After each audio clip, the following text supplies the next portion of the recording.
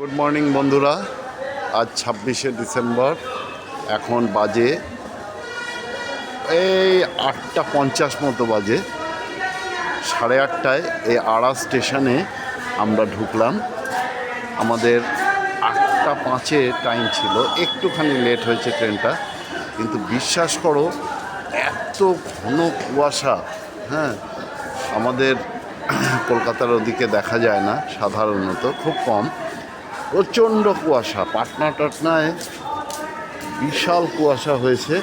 আমরা এই জাস্ট এলাম, এই এসি ওয়েটিং হলে নাম লিখিয়ে এখানে পার হেড ₹20, মানে 20 টাকা পার হেড পার ঘন্টা এসি ওয়েটিং হলে থাকার জন্য নাম লেখানো হলো। সবাই বসে আছে এসি ওয়েটিং হলে। প্রচণ্ড ঠান্ডায় হাত টাত নাক একেবারে ইয়ে হয়ে যাচ্ছে। 2 ঘন্টার জন্য করে দেওয়াই ভালো। এখন প্রায় 9টা বাজে, আমাদের 11:05 বোধহয় ট্রেন।